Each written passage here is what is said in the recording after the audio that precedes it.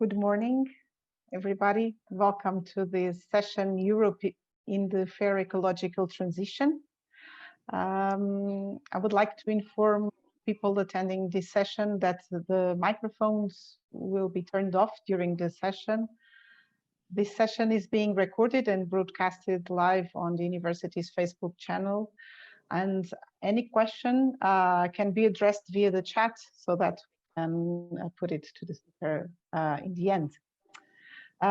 Also to tell you that this is the 5th of 12 initiatives that Universidade Católica Portuguesa has been developing during this Laudato Si year in partnership with Cáritas Portuguesa, to whom we thank for all the support and initiative throughout these months. And now I will pass the floor to our Vice Rector, Professor José Manuel Pereira de Almeida. Bon dia à tous. Bonjour, mon père. Merci de votre présence. Je crois que João Pereira, le secrétaire général de Cáritas Portugal, va vous faire une belle présentation. Mais surtout, nous sommes ici pour vous écouter et pour pouvoir vous poser quelques questions sur ce thème, le sujet d'aujourd'hui. Merci. Merci à vous.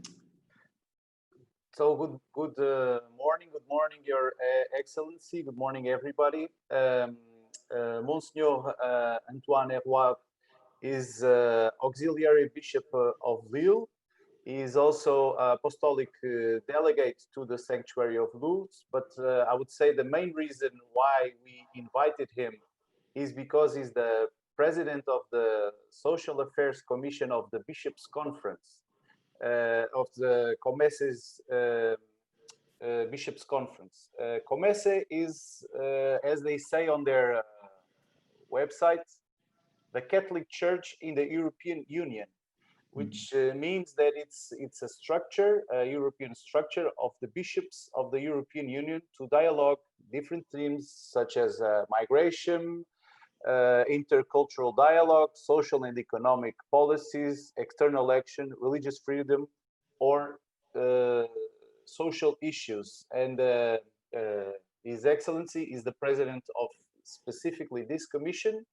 And I hope I presented COMECE well, and you also, Your Excellency. So without ado, please. Thank you very much. And I'm very pleased to join you this morning to have this time together to reflect about Europe in the fair ecological transition. First, I would like to thank the Catholic University in Portugal and Cáritas Portugal for organizing this cycle of conferences as part of the Laudato Si year. Before I go on with this, today's topic, I would like to highlight a continuity between Pope Francis' encyclical letter Laudato Si in 2015 and its newest social encyclical letter Fratelli Tutti. You may know that it was recently signed in Assisi on at the beginning of this month. In both encyclicals, Pope Francis repeats the words from a pastoral letter of the Portuguese Bishops' Conference. Maybe you noticed that. This letter says that the earth is lent to each generation to be handed on the generation that follows. So this idea of lent and the transmission from generation to generation. And Pope Francis insists in Laudato Si that an integral ecology is marked by this broader vision. It's number 159, if you want to find the text. In both encyclicals,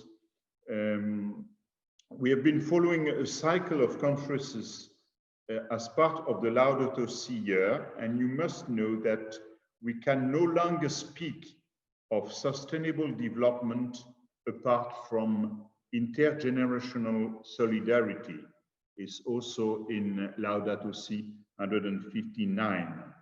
And behind these words lays an idea of obligation of justice.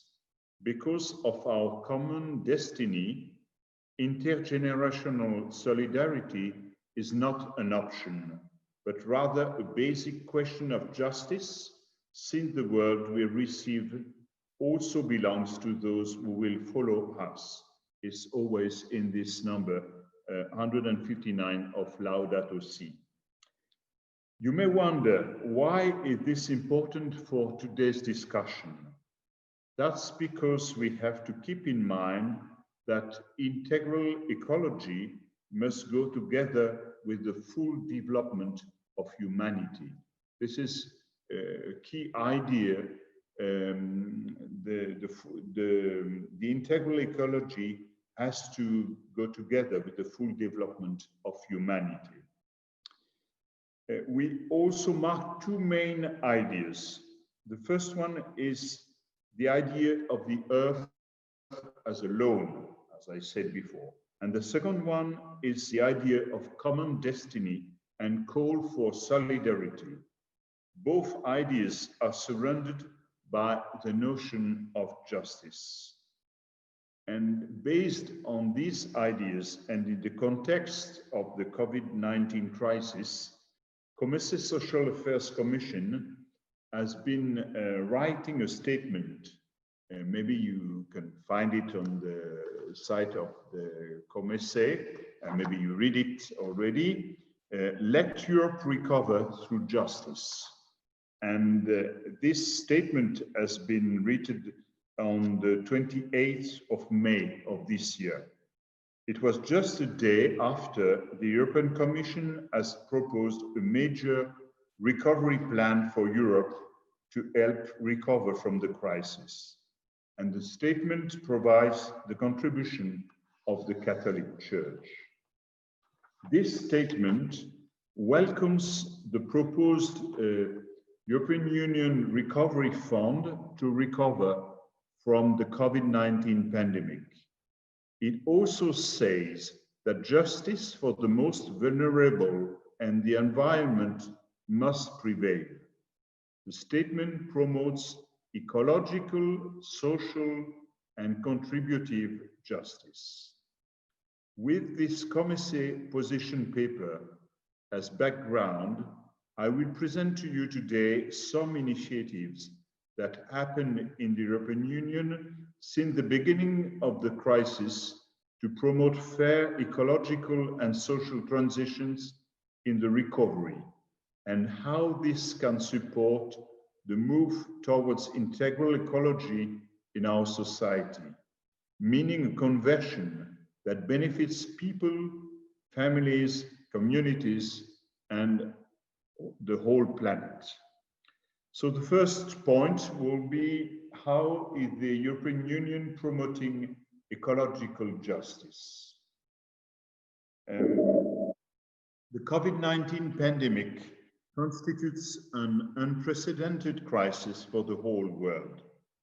It has caused tremendous human tragedy and impacted both our society and our economy. We have seen borders closing, many people becoming unemployed or being put in a short-time work scheme arrangement. Companies are struggling. For many people, this is a terrible time. In the European Union and its member states, the focus is now on fighting the pandemic and its immediate consequences. The COVID-19 crisis highlighted that we are all dependent from each other. We can have a disastrous impact on our fragile ecosystem. In June, on the Environment Day, Pope Francis said, "We cannot pretend to be healthy in a world that is sick." We cannot pretend to be healthy in a world that is sick. While rebuilding our economy and recover from the ongoing crisis, it is important not to forget about the persisting climate and ecological crisis and bring ecological justice forward in the recovery process. I would like to stress a few facts about climate and ecological crisis, even if many are known. There is only one planet Earth, yet by 2050, the world will be consuming as if there were three, unless we take immediate action. The global consumption of materials such as biomass, fossil fuels, metals and minerals is expected to double in the next 40 years. Our global annual waste generation is projected to increase by 70% by 2050.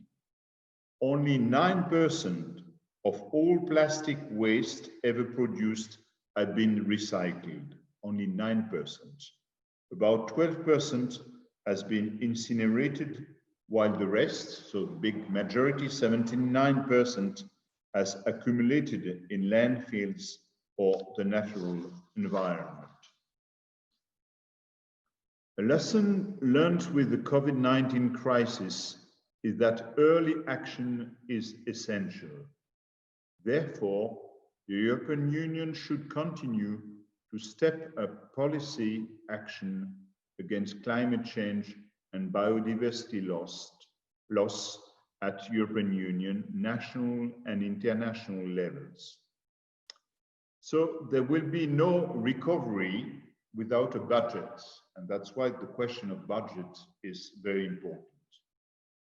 In order to recover from the pandemic in July, European leaders agreed for the first time in history on a 750 billion extraordinary recovery fund called Next Generation EU, and on a next EU long-term budget of over 1 trillion for the years going from 2021 and to 2027.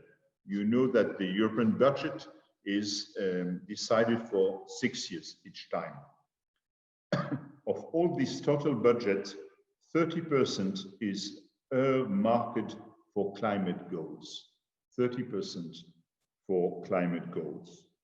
As a next step, the adoption of the long-term EU budget 2021-2027 is scheduled for December 2020, next December.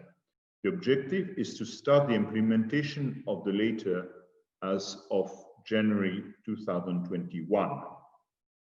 2021 will be for Europe an important year, as many initiatives will be funded through the European Union budget. But it will be also an important year as it marks, and you will be aware of that, the beginning of the Portuguese presidency of the Council of the European Union that will run from January to June 2021. This presidency is part of a trio with Germany, that is finishing its term at the end of December, and Slovenia, that will come after Portugal for the second part of the year 2021. Their common motto for the three presidencies is "Together for Europe's Recovery."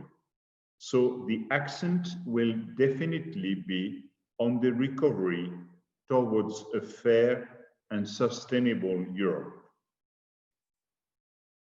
As part of the European Union long-term budget, the European Union will provide financial support and technical assistance to help those that are most affected by the move towards the green economy. This is called the Just Transition Mechanism, Just Transition Mechanism. And it will help mobilize at least 150 billion over the period 2021-2027 in the most affected regions. It will address some of the social and economic effects of the transition.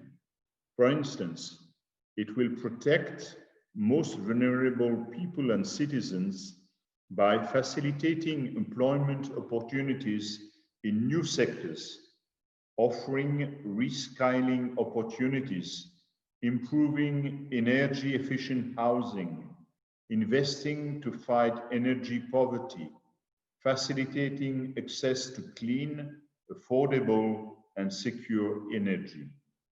It will also protect companies and sectors, for instance, in investing in the creation of new firms and startups.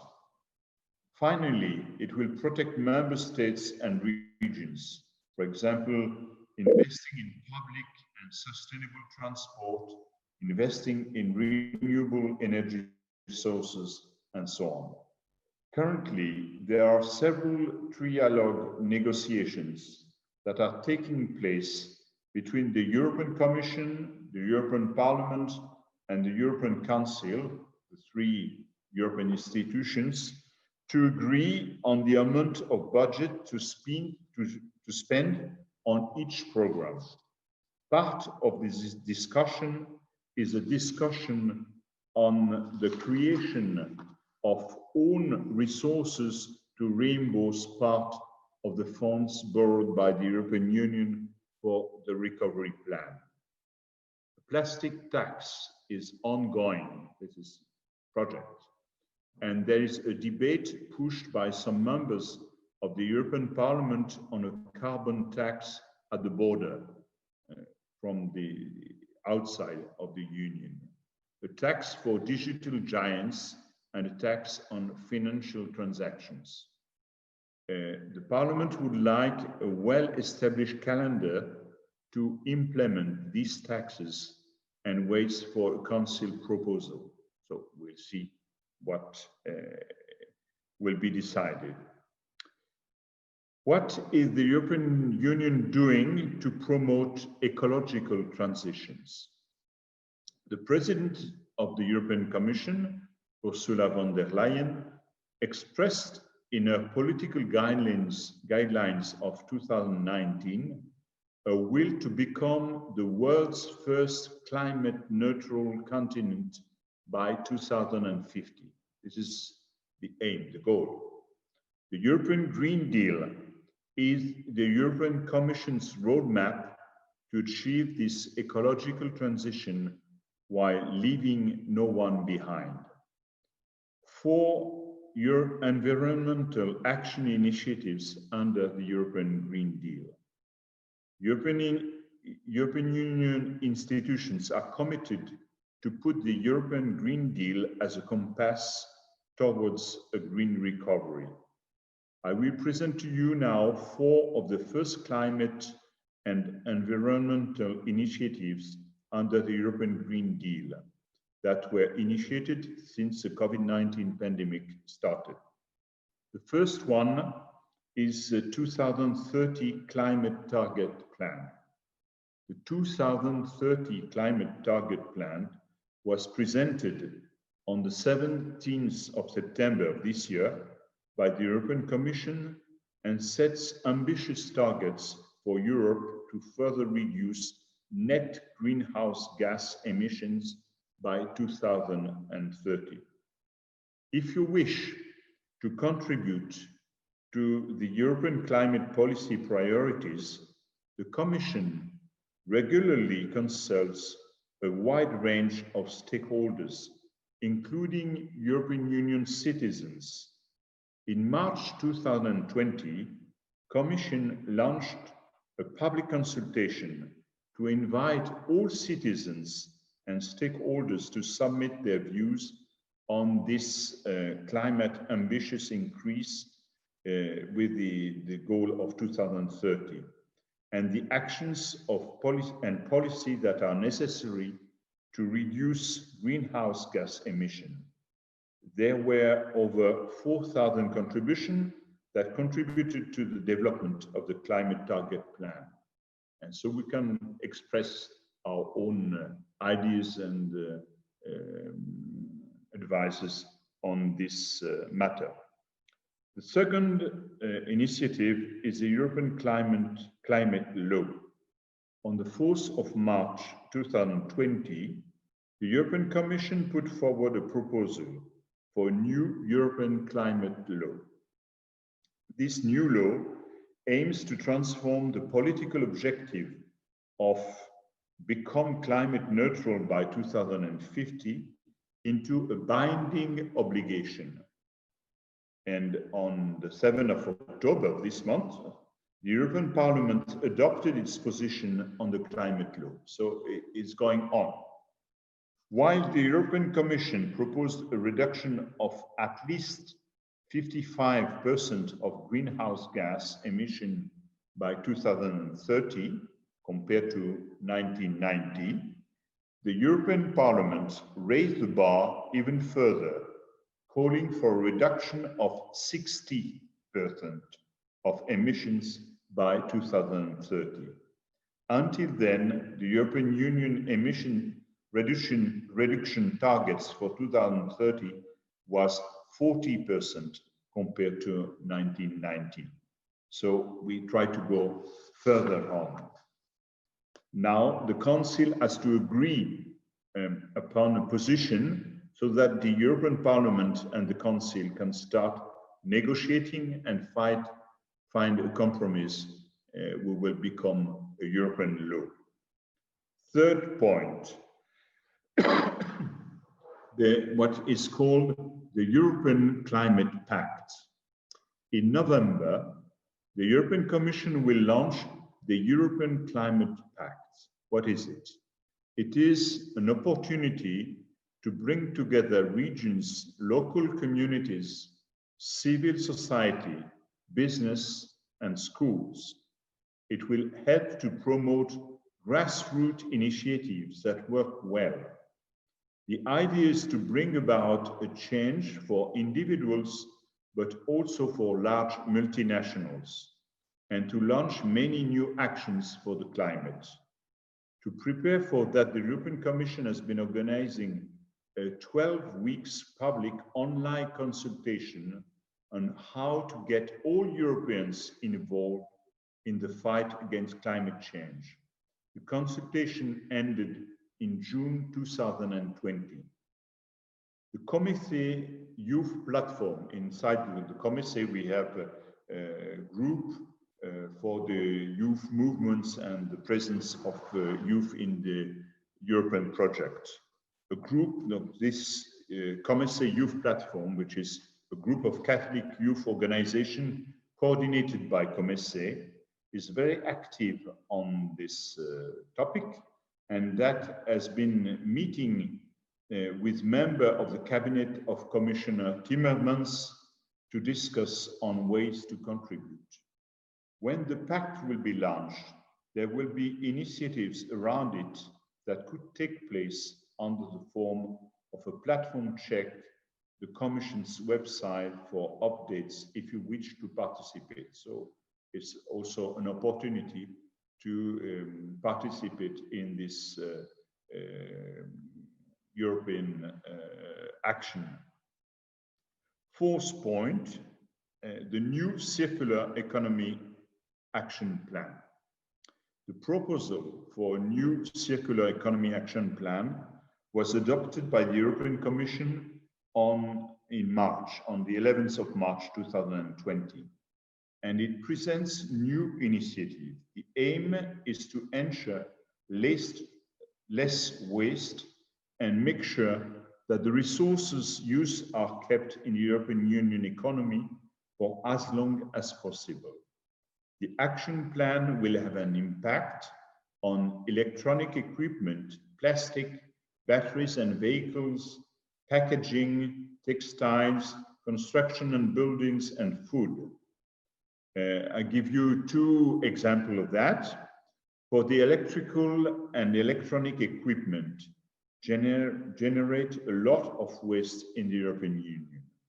With the new Circular Economy Action Plan, products placed on the EU market will be designed to last longer, to be easier to repair and upgrade, recycle and reuse. The other example I will give you is the one of plastic. Consumption of plastics is expected to double in the coming 20 years. With the new Circular Economy Action Plan, single-use products will be phased out wherever possible and replaced by durable products for multiple use. This was my first great part, how the European Union promoting ecological justice.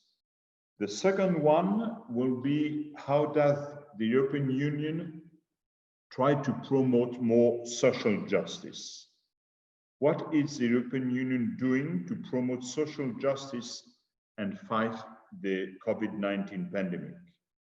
So we have different levels. The first one is a short-term answer, saving people and jobs. Pope Francis reminds us in Laudato Si to John Paul II words and the need to protect employment. Any approach to an integral ecology, which by definition does not exclude human beings, needs to take account of the value of labor. This is a quotation from the encyclical Laborem Exercens of John Paul II in 1981. The European Union's short-term reaction to the crisis was to save people, or to try to save people and to save jobs. First, the European Commission made the use of social funding more flexible. It allowed 10 member states to make their medical systems more resilient. Many member states also directed this funding to care homes, to the training of medical staff, of social workers. The European Commission also put together the SURE instrument to finance national short-time work schemes, which 40 million European workers benefited from during the lockdown. It supported 16 member states. The Commission was also actively promoting health and safety during the return to work. But because the virus is back and economic and social consequences will persist for a long time, the European Union has also been initiating long-term solutions, long-term EU answers. The EU has at its disposal the European pillar of social rights, it is so-called the European pillar, and its 20 principles to achieve equal opportunities, fair working conditions, and good social protection. It is also the common guide for the jobs and social recovery and remains the European Union compass to ensure just green and digital transitions. The action plan to be presented in 2021, next year, will operationalize the Pillar's 20 principles. The European Commission is consulting everyone, and especially the civil society, to achieve this action plan. And COMECE Social Affairs Commission is contributing to the reflection on the EU action plan to implement the European Pillar of Social Rights. So it's on the way. It's not really decided for the moment. Support to social economy. According to Eurostat, the Organization of Statistics in Europe, minimum wages range from 312 euros to 2,142 euros per month in the European Union member states in July 2020. Fair minimum wages are key to protecting vulnerable workers, preventing in-work poverty, and reducing wage inequality. The situation of workers with low wages has worsened in the EU in the last years. though there cannot be a one-size-fits-all approach, setting a uniform European minimum wage, or because the situations of the different countries are too different, or imposing one specific model, an EU initiative on minimum wages would contribute to tackling in-work poverty and improving workers' living conditions. Future reforms should accompany the EU agenda for fairness and equality. The EU is fighting for adequate minimum wages, but also for children's equal access to opportunities and for decent housing conditions. Another point will be the youth employment and skills. There are two key policies in particular that can help us recover. One of them is skills. Global warming did not stop during the confinement, and the need for green and digital skills is urgent.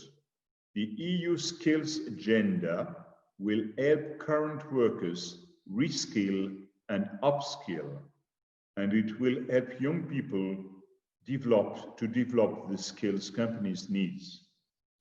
As part of the European skills agenda, the European Commission's Pact for Skills will be launched in November this year.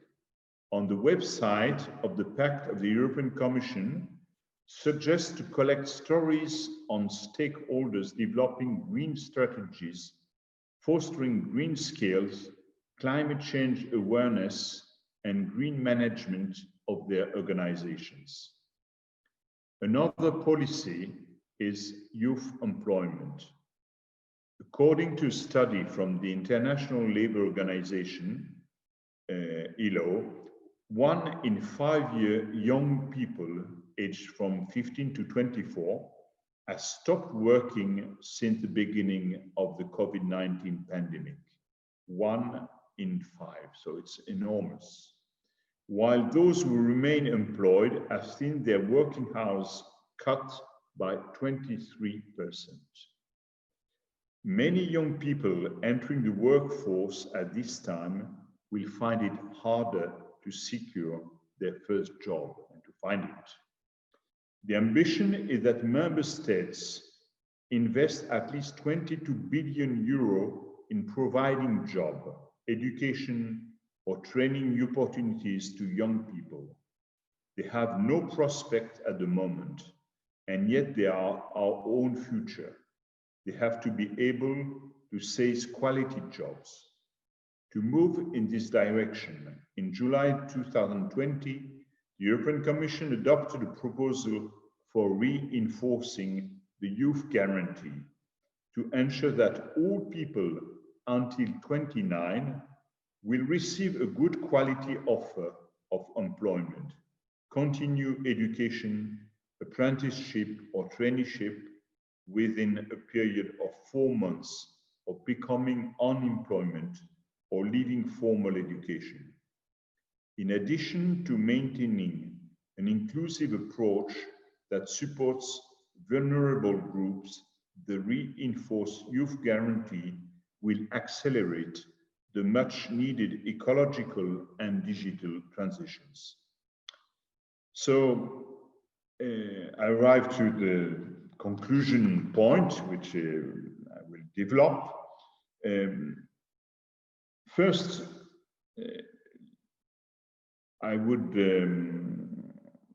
say, as we wrote in our COMECE Social Affairs Commission statement in May, now it's a time to act, and not only to have projects, but to act.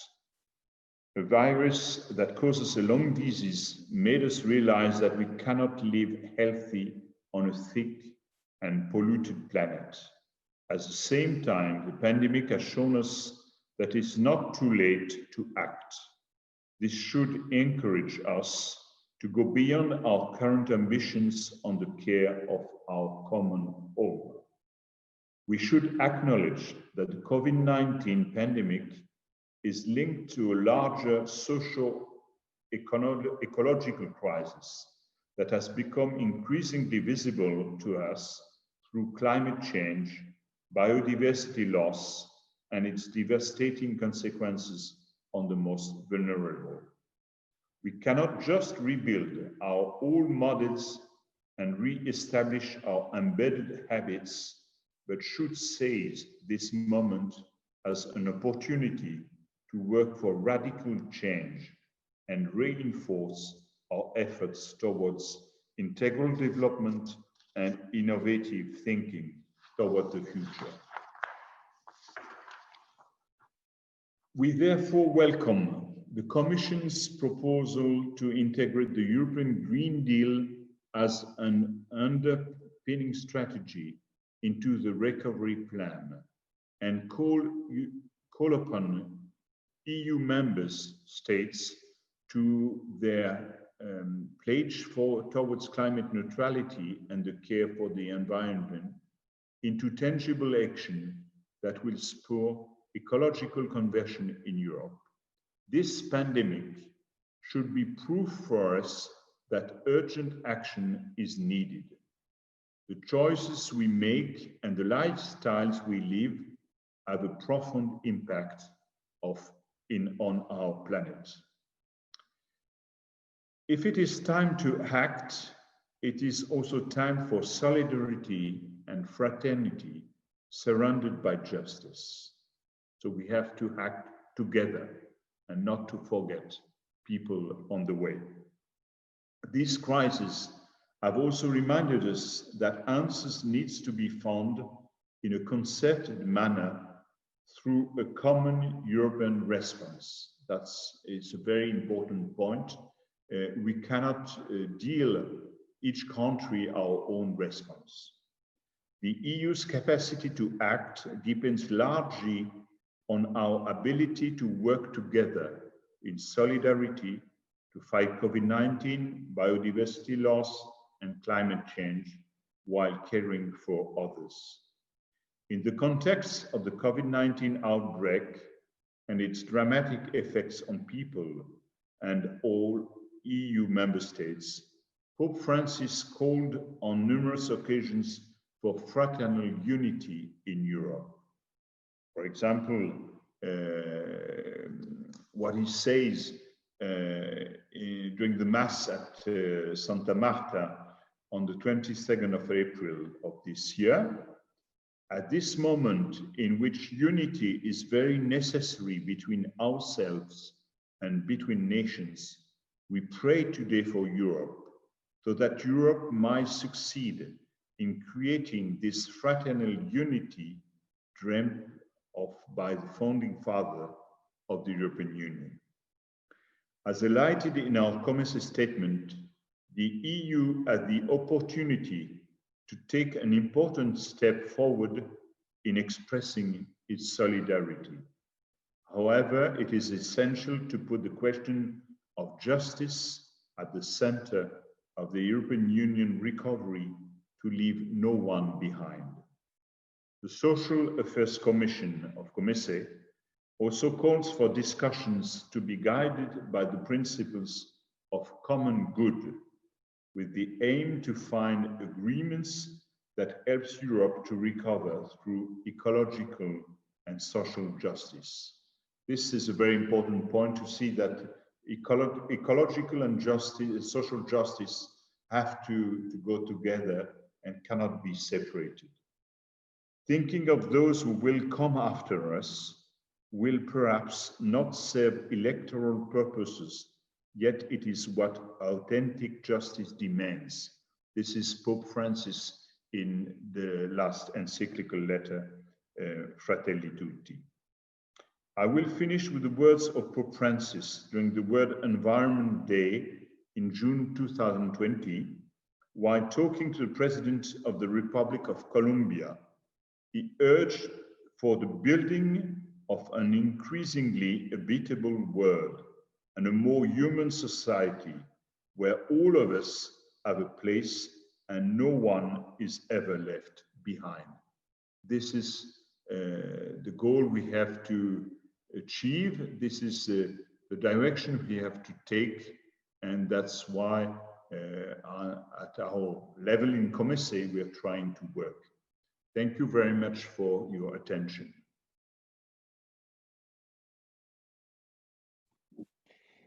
Thank you very much, Your Excellency, for an excellent conference in these two ways of ecological and just. That's exactly what we wanted. So I would like to know if any of the participants has any questions. You can either put it on the chat or can also maybe raise hands in the reaction button below. And as people think, I dare to send a question myself. No, of course. Well, as a Cáritas person, you mentioned something very interesting called the green skills. So developing skills so people would adapt. I would say that in this two-way of social and green, in Cáritas, the social skills are, I would say, very well developed. But as for the parish communities, what would be the green skills you would recommend? And also, as we are in the context of a university, for a university too. And I would ask people to raise their hands or write on the chat for more questions. Okay, thank you for your question, which is quite a good one. As you say, we have more skills on social part of the question, and maybe less in the green skill.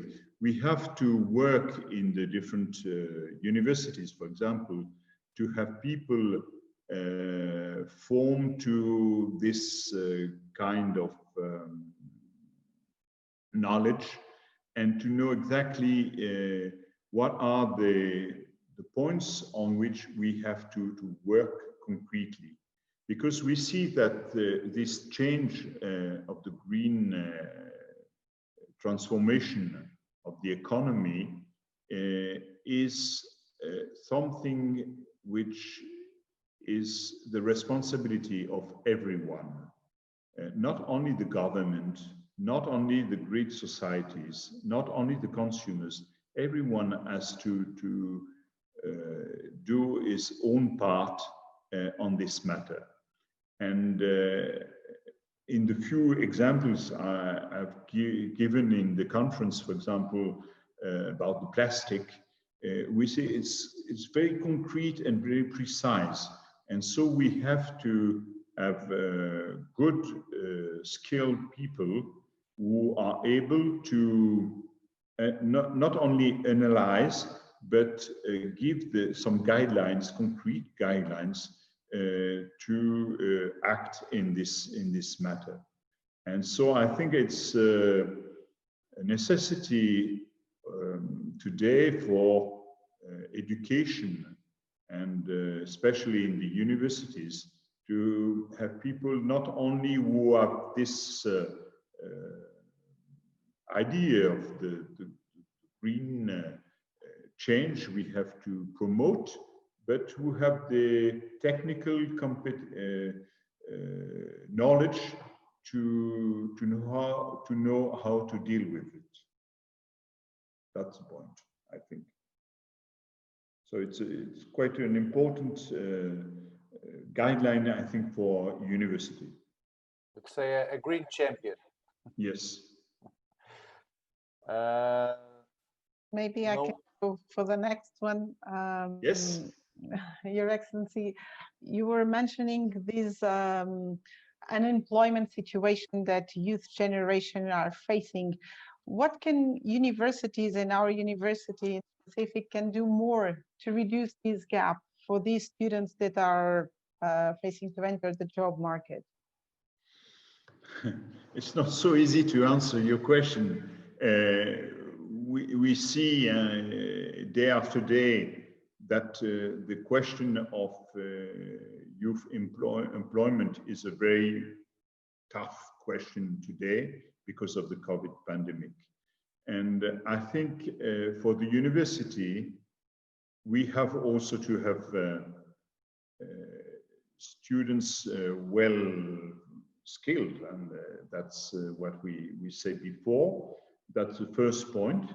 And the second one will be to help them to find the different fields in which we have needs today, because we cannot say that there is no work for young people.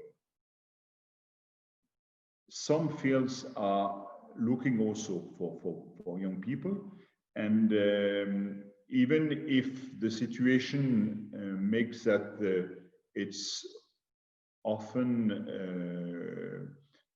works who are not so long-term or not so secure than in normal times, we have also to encourage the companies to employ young people in those fields where they need help. I think it's a common preoccupation for all those who are engaged in economic and social life to try to help the young people to enter the job market, because otherwise we will have a whole generation who will have a lot of difficulty. And as we've seen, we have Pope Francis insist often on the question of the transmission from generation to generation. And I think for young people, we have to have special programs to help them to find jobs, or even as trainees. This can be. I see also in France that we have young people who have been who have finished their studies and who have decided to do a complementary study for 1 year or maybe 2 years in another field, or to go a little further in what they have studied, hoping that the situation will be better in 1 year time or 2 years time. This can be also something useful for young people who don't find any job. But we have also to help them to do so. Yes, definitely, definitely. I don't know if there are any other questions. I've just activated the possibility for everybody to raise the questions by themselves.